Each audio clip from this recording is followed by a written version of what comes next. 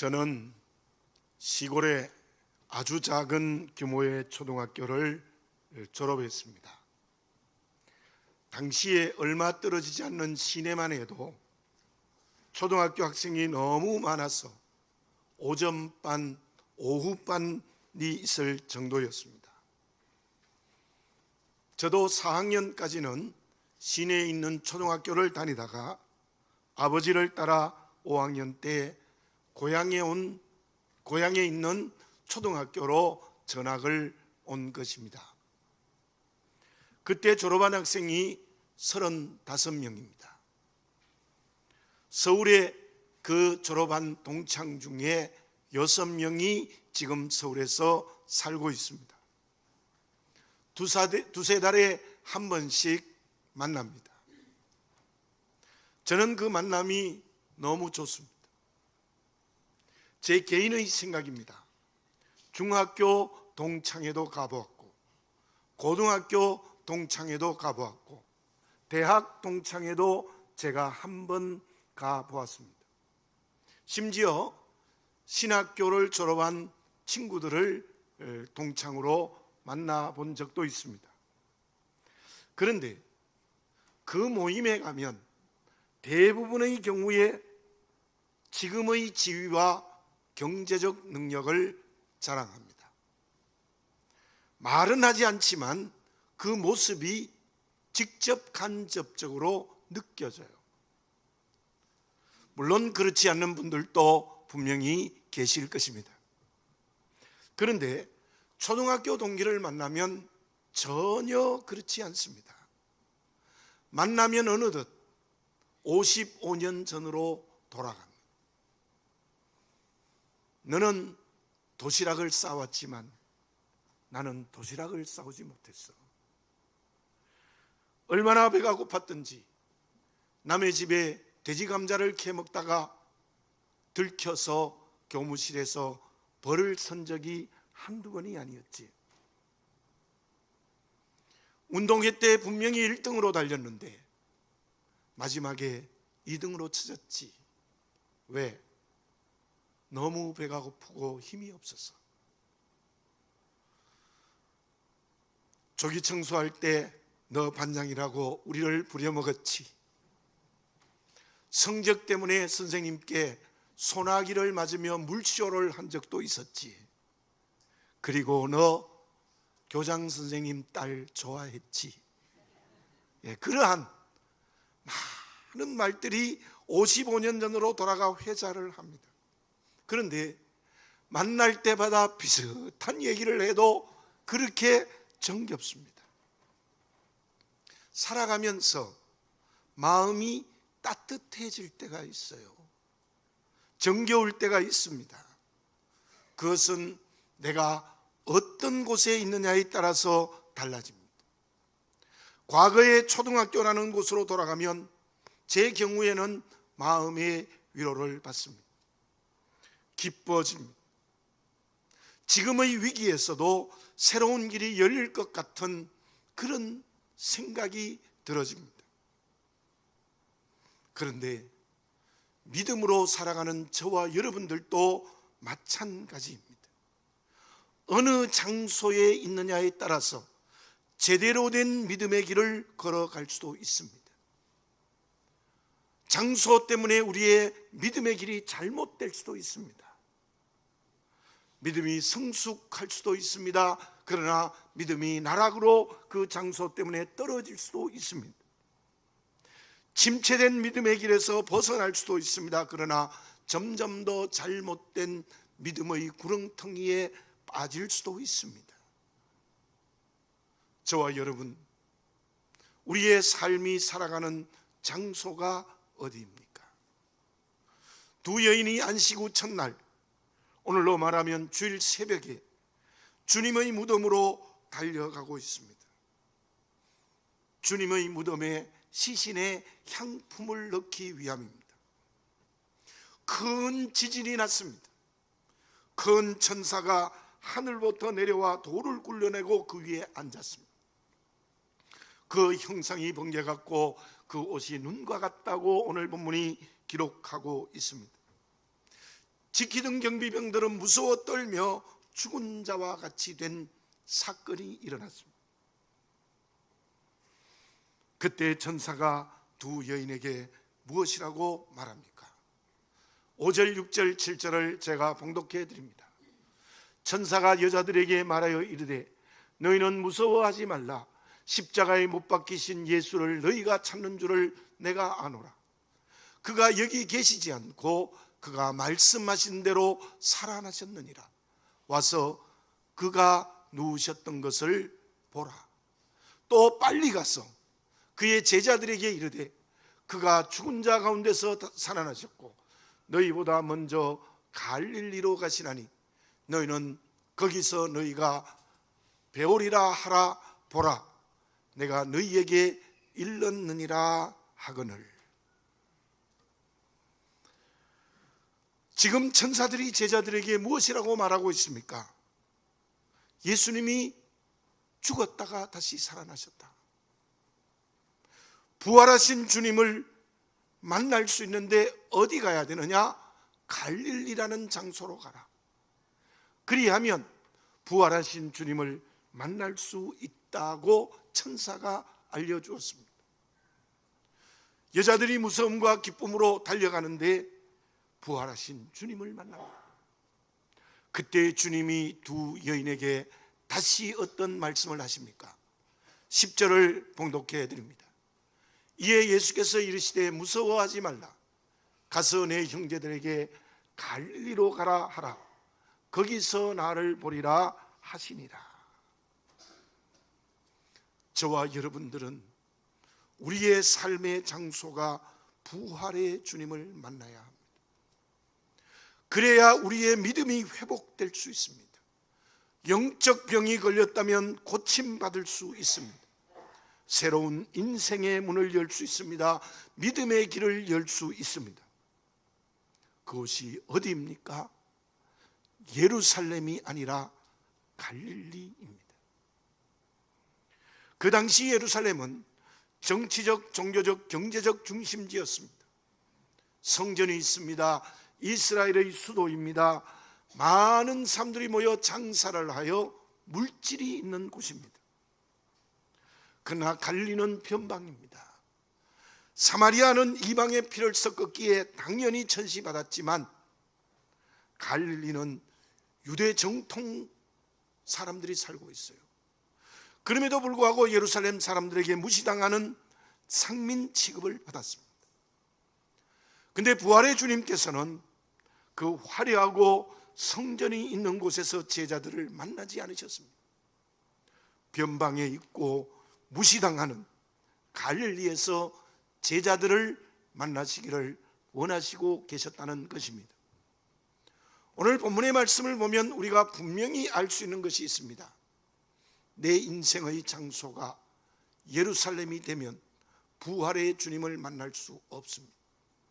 내 삶의 자리가 갈릴리가 되면 부활의 주님을 만날 수 있다는 것입니다.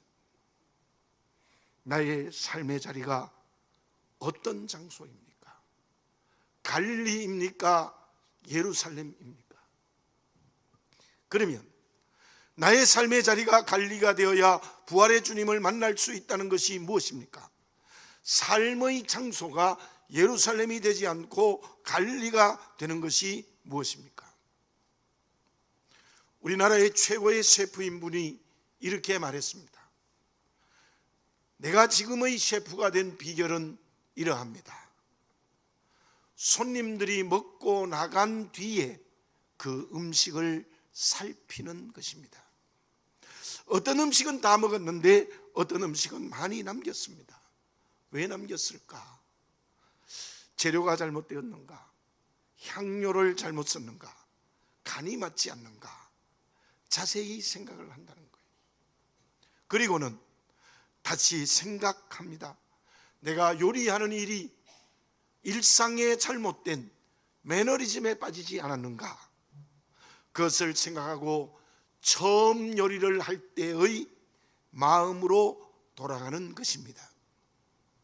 처음 요리를 배울 때의 열정으로 돌아가기 때문에 오늘의 요리사가 될 수 있었습니다.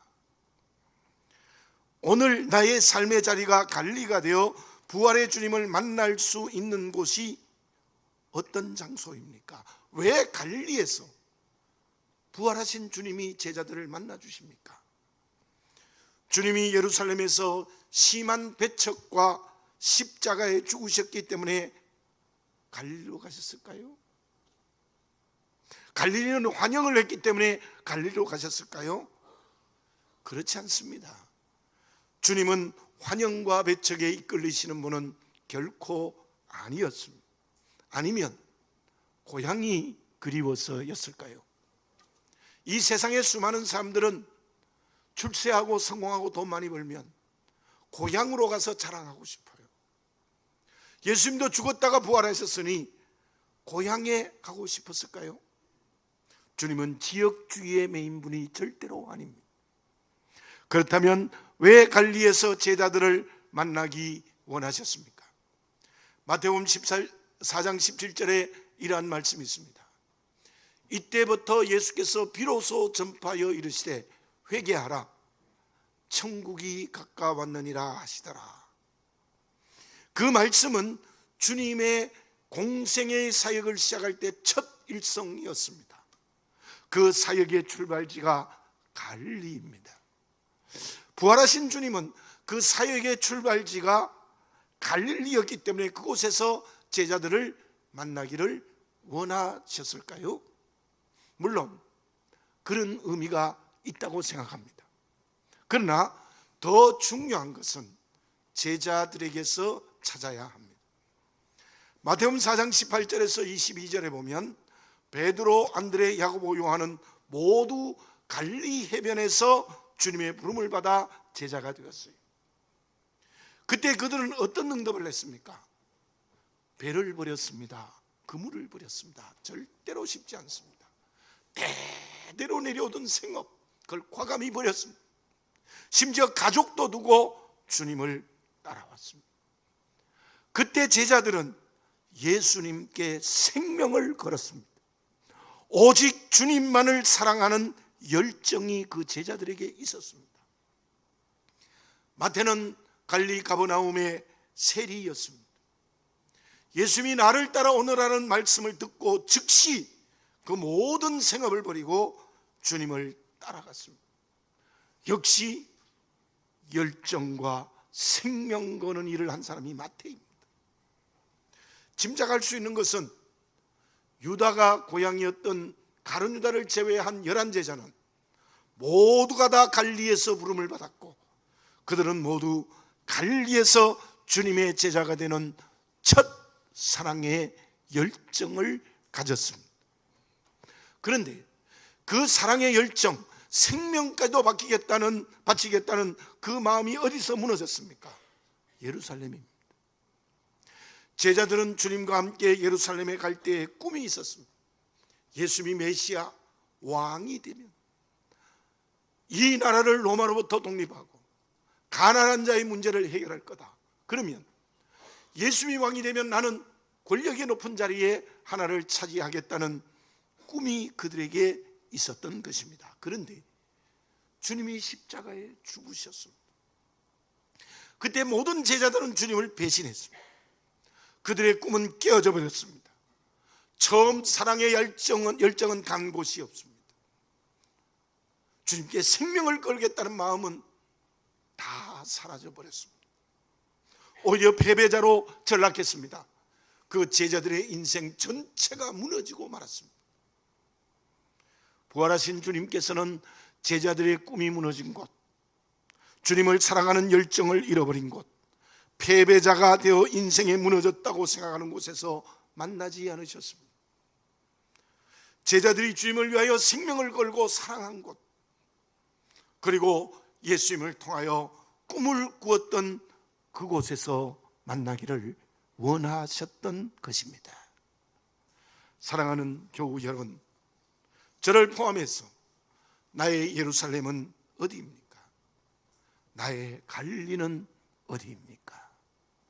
지금 나의 영적 상태는 어떻습니까? 주님을 가장 사랑하고 있습니까?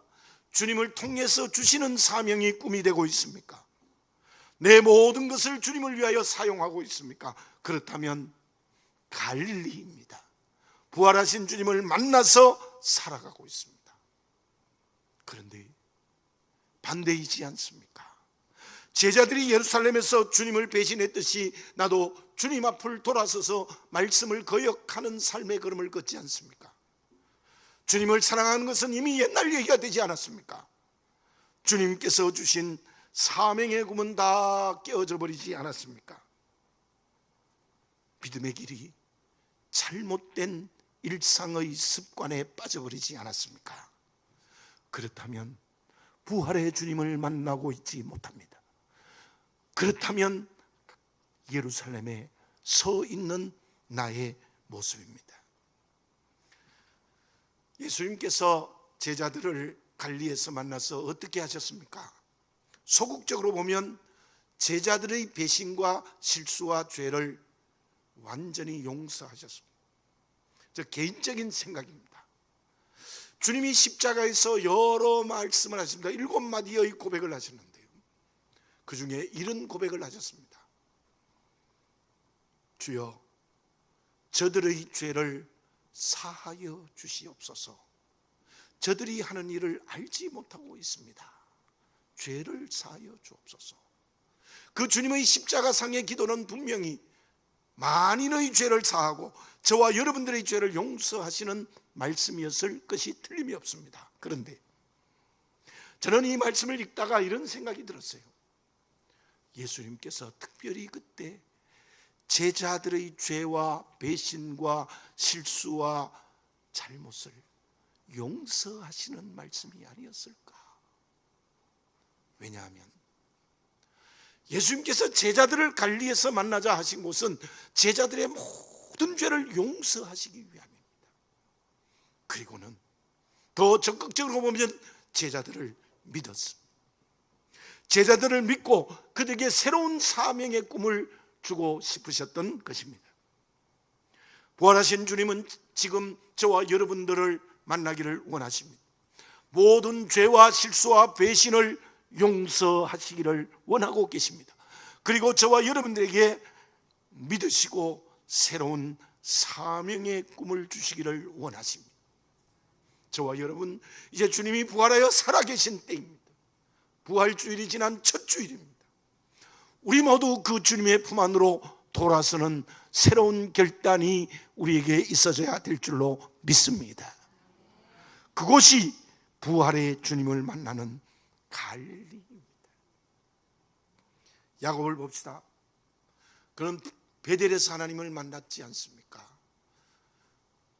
형을 속이고 아버지를 속이고 모든 기업을 받고 난 다음에 형이 죽이기도 하니까 겁이 나서 보따리 하나 싸들고 외삼촌 집으로 도망가는 길에 베델에서 800에 꿈을 꿨을 때 하나님이 천사를 통해서 나타나 말씀하십니다.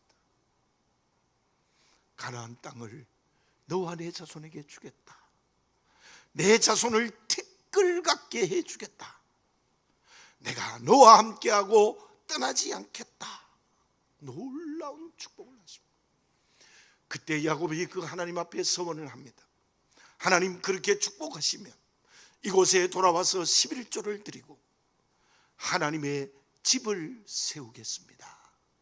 그 후 야곱은 20년 동안 외삼촌 집에서 머슴과 같은 생활을 했지만 결국은 많은 재산을 얻습니다. 두 때라 하면 그 당시에 엄청난 거부가 된 겁니다. 그리고는 4사람의 아내와 많은 자손들을 주셨습니다. 그대로 이루어졌죠. 그리고 야복강 나루에서 에서의 군대의 위기를 위해서 간절히 기도했더니 하나님이 응답하시고 에서의 군대의 위기를 해결해 주셨습니다. 그렇다면 어디를 가야 되겠습니까? 약속했던 베델에 가야 되지 않습니까? 근데 야곱은 베델을 가지 않습니다. 그 당시에 가장 살기 좋은 반달형의 장소 세겜, 그곳에다가 땅을 돈 주고 샀습니다. 영원히 그곳에 살려고 했던 거예요. 그때 딸 디나가 세겜에게 강간을 당합니다. 그로 인하여 야곱의 아들들이 나서서 세겜의 남자들을 몰살시킵니다. 큰 살육 전쟁이 벌어졌어요.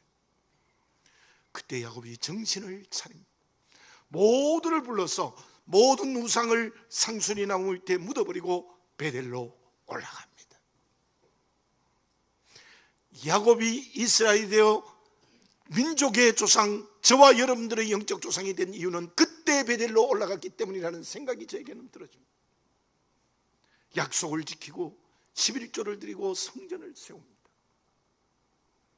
그때 야곱의 예루살렘은 세겜이었고 갈릴리는 베델이었습니다. 마르틴 루터의 종교개혁의 목표는 초대교회로 돌아가는 겁니다. 천년의 캐톨릭의 정신이 기독교 정신을 다 망각해버렸습니다. 면죄부를 팔아서 베드로 성당을 지으려고 했던 것. 그러므로 그때 루터의 종교개혁은 본래의 기독교 정신, 초대교회로 돌아가는 겁니다. 첫 바른 믿음으로 돌아가자는 운동이 종교개혁이었습니다. 요한계시록을 받은 수신자는 소아시아의 7교회입니다. 그 첫 교회인 에베소 교회에게 예수님이 어떤 말씀을 하셨습니까? 요한계시록 2장 4절입니다. 그러나 너를 책망할 것이 있나니 너의 처음 사랑을 버렸느니라. 이 에베소 교회는 주님의 첫사랑을 잃어버려서 그 다음 말씀을 보면 그 첫사랑을 회복하지 않으면 촛대를 옮기겠다는 심판의 말씀을 하십니다. 처음 사랑을 잃어버리면 교회를 없애버리겠다는 하나님의 심판의 말씀이 에베소 교회에 있고 실제로 에베소 교회는 없어져 버렸습니다. 내 삶의 자리가 어디입니까? 예루살렘이 아닙니까? 갈릴리로 돌아서야 합니다. 특별히 우리 성함교회가 어떤 삶의 자리에 있습니까? 혹시 예루살렘과 같은 요소가 없습니까? 다 버려야 합니다.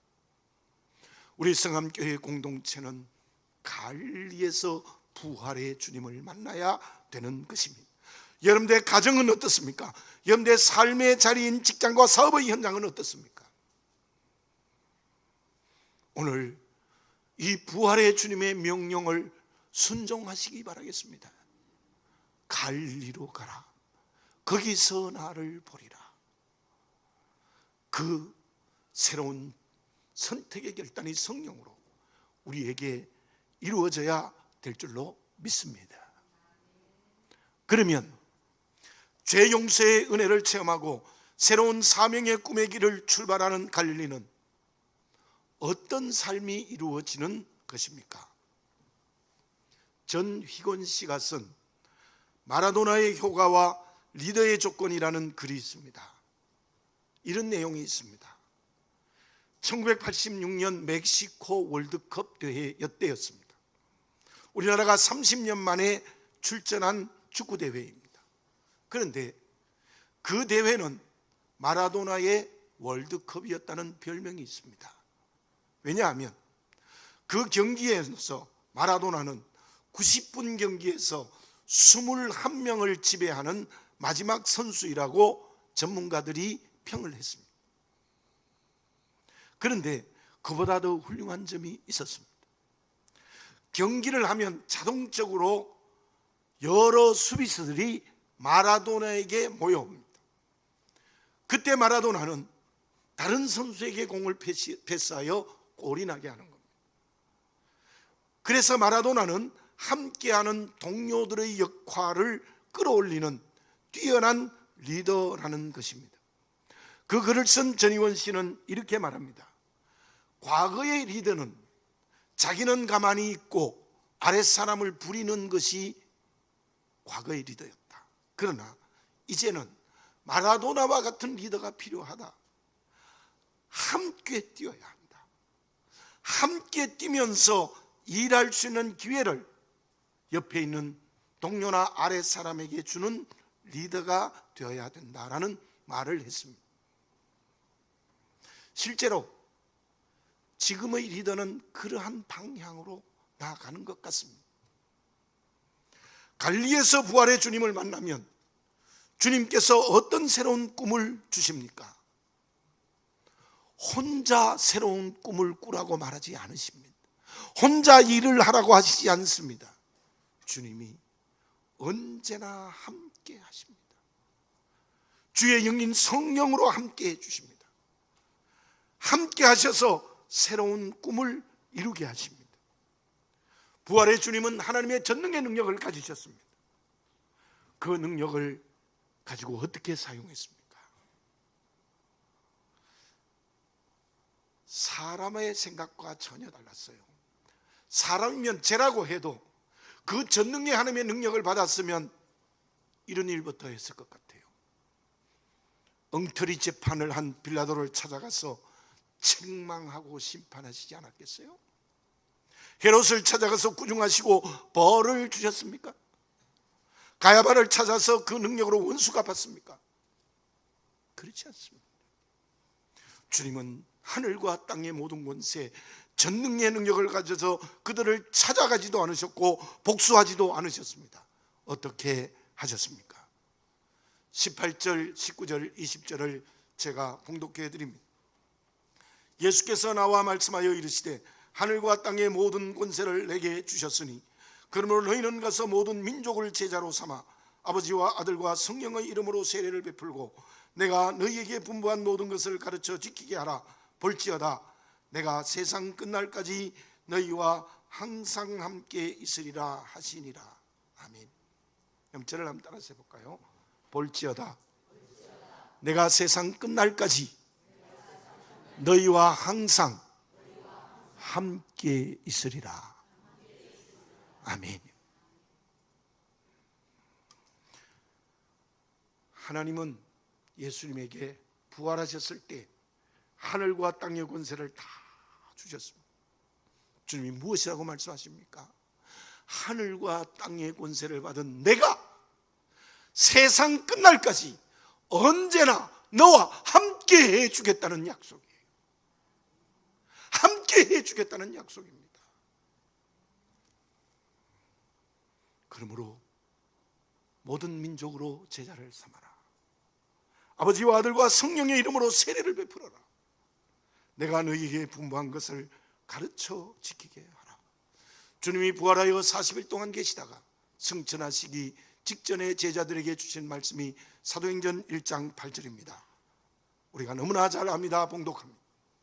오직 성령이 너희에게 임하시면 너희가 권능을 받고 예루살렘과 온 유대와 사마리아와 땅끝까지 이르러 내 증인이 되리라 하시니라. 오직 성령이 너희에게 임하시면 그 성령의 권능을 받고 주님이 능력으로 함께 하신다는 겁니다. 그러므로 가까운 온 유대 사마리아 땅끝까지 이르러 내 증인이 되라. 마가복음 16장 15절에서도 같은 내용의 말씀을 하십니다. 또 이르시되 너희는 온 천하에 다니며 만민에게 복음을 전파하라. 주님은 결코 저와 여러분들을 혼자 보내시지 않겠다는 겁니다. 내가 항상 너와 함께한다. 무엇으로? 하늘과 땅의 전능의 권세의 능력으로 너희와 함께한다. 그러므로 가까운 곳에서 열방까지 복음을 증거하는 증인이 되라는 것입니다. 주님이 오늘 우리에게 같은 말씀을 하고 계십니다. 전능의 능력인 성령으로 나와 함께 하십니다. 우리 교회와 함께 하십니다. 그러므로 가야 합니다. 그것이 부활의 주님께서 제자들에게 주신 명령이며 오늘 우리에게 주신 새로운 꿈인 지상 명령입니다. 믿지 않는 가족에게로 가야 합니다. 소외당하고 상처받고 울고 있고 눈물 흘리는 이웃에게로 가야 합니다. 세속의 노예가 되어 있는 친구에게 가야 합니다. 잘못된 독재 권력 아래에 있는 우리 민족인 북한에게도 가야 합니다. 특히 우리 교회는 베트남으로 가야 합니다. 그리고 주님의 명령대로 열방으로 그 복음 증거의 문을 넓혀야 될 것입니다. 두려워하지 맙시다. 주의 영인 성령이 함께하여 주십니다. 전능의 능력을 공급해 주십니다. 용기를 가집시다. 담대해집시다. 안 된다는 부정적인 생각도 버립시다. 주님의 능력으로 못할 것이 없습니다. 앞에서 말씀드린 마라도나의 효과의 말씀처럼 주님은 지금도 나에게 복음을 증거할 수 있는 기회를 주십니다. 그때가 지나가기 전에 오늘 주의 이름을 증거하는 복음 증거자들이 되어지시기를 바라겠습니다. 가까이에는 믿음의 모범을 보이십시오. 소외되고 상처받고 울고 있는 사람을 가슴에 품어주십시오. 저 멀리는 베트남과 열방을 선교합시다. 교회 안에 있는 성도들의 약한 지체를 함께 울고 끌어안고 사랑해야 되는 것입니다. 빌립보서 4장 15절 16절에 이러한 말씀이 있습니다. 빌립보 사람들아, 너희도 알거니와 복음의 시초에 내가 마게도냐를 떠날 때에 주고받는 내 일에 참여한 교회가 너희 외에 아무도 없었느니라. 데살로니가에 있을 때에도 너희가 한 번뿐 아니라 두 번이나 나의 쓸 것을 보내었도다. 바울이 최소한 13교회를 개척했습니다. 그러나 13교회가 넘습니다. 왜냐하면 갈라디아 교회는 한둘이 아니에요. 여러 교회입니다. 그런데 바울에게 선교 헌금을 해준 교회는 빌립보 교회밖에 없었어요. 빌립보 교회가 바울이 개척한 교회 중에 큰 규모의 교회가 아닙니다. 고린도 교회에 비해서 훨씬 작습니다. 그런데 그 빌립보 교회가 선교 헌금을 해주었는데요, 이제도 이 빌립보서를 바울이 쓴 이유가 무엇인가 하면은 에바브로 디도를 통하여 생명 걸고 선교 헌금을 로마에 있는 바울에 가져왔어요. 그래서 에바브로 디도가 전해주고는 그 자리에 열병이 걸려서 죽을 뻔했지 않습니까? 디도가 치료받고 감사해서 쓴 편지가 빌립보서입니다. 우리 교회 주보디에 보면 여러 기관과 교회를 돕고 있습니다. 너무 부끄럽습니다. 적은 액수입니다. 우리 보다 더 많은 기관과 어려운 교회를 보다 많은 물질로 돕는 교회가 되었으면 좋겠습니다. 그들을 책임지는 우리 교회가 되었으면 좋겠습니다. 베트남에 주시는 선교적 책임을 잘 감당하는 교회 또 우리가 되었으면 좋겠습니다. 더 많은 믿지 않는 대상을 향하여 주님의 명령처럼 복음을 증거하는 나 그리고 우리 교회가 되어졌으면 좋겠습니다. 주님이 크게 기뻐하시는 교회와 내가 될 줄 믿습니다. 그 자리가 부활의 주님을 만난 갈릴리입니다. 주님이 성령으로 함께 하십니다. 능력으로 길을 열어주십니다. 그 길이 갈릴리에서 부활의 주님을 만난 그리스도인입니다. 아직도 예루살렘에서 두려워 떨고 있지 않습니까? 상처와 절망에 매여 있지 않습니까? 주님이 주시는 새로운 꿈인 비전을 잃어버리고 있지 않습니까? 그러면 갈릴리에서 부활의 주님을 만나 새로운 꿈을 이루는 그리스도인에게 어떤 축복을 주십니까? 하나님의 원칙을 눈을 열어 보시기 바랍니다. 우리의 계산과는 전혀 달라요. 물어보겠습니다. 10에서 5을 빼면 얼마일까요? 대답하기 싫으시죠? 10에서 5을 빼면 5이죠. 당연합니다. 그러나 하나님의 뺄셈은 그렇지 않습니다. 10에서 5을 나누면 20, 100, 1000만 혹은 그 이상이 되는 축복을 하십니다. 목사님이 이상한 계산을 하는 것 아닙니까? 아닙니다. 마태복음 6장 33절을 봉독해 드립니다. 그런즉 너희는 먼저 그의 나라와 그의 의를 구하라. 그리하면 이 모든 것을 너희에게 더하시리라. 마태복음 6장이 뭡니까? 마태복음 6장의 내용이 먹을 것, 입을 것, 살 집 걱정하지 마라. 내가 너와 함께 한다는 거예요. 그 결론의 말씀입니다. 우리가 하나님의 나라와 그의 의를 먼저 구하면 갈릴리가 되어서 부활의 주님을 만나서 진정 내가 새로워져서 주님의 이름을 가까이서 멀리까지 증거하면 이 모든 것을 너희에게 더하시리라.